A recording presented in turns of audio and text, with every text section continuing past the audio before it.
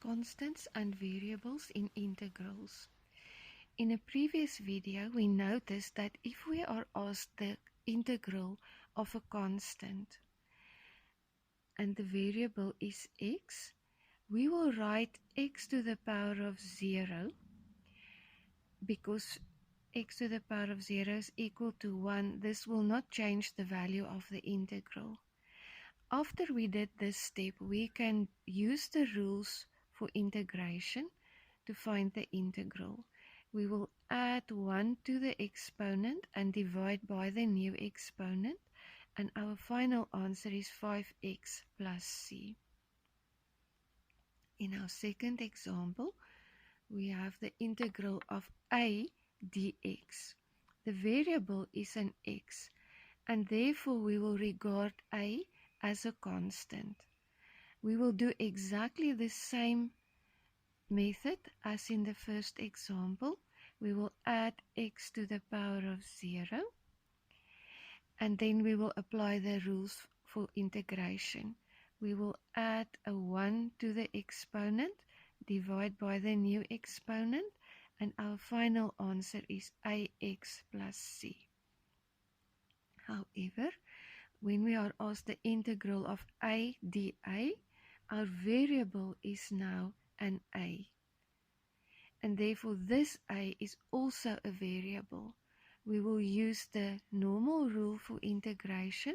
We will add 1 to the exponent and divide by the new exponent. And our final answer is a squared over 2 plus c. The integration of polynomials. We are asked to find the integral of 2x to the power of 3 minus 1 over x minus 5 over x squared dx. Our first step will be to rewrite each of the terms in the correct exponential form. 2x to the power of 3 is fine. We will rewrite 1 over x as x to the power of negative 1. And 5 over x squared as 5x to the power of negative 2. Now we can start applying the rules of integration on each of the terms as the case may be.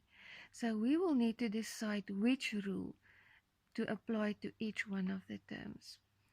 2x to the power of 3 is just the power rule, so we can add 1 to the exponent and divide by the new exponent.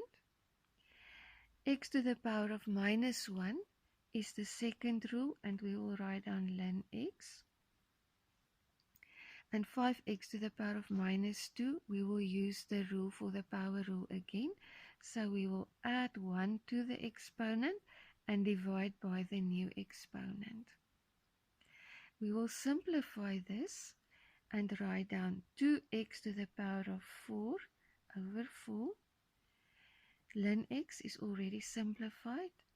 And over here we will say minus divided by minus gives us a plus. 5x to the power of minus 1. And at the bottom we now just have a 1, so we don't need to write that down. There's one more step of simplification that we can do.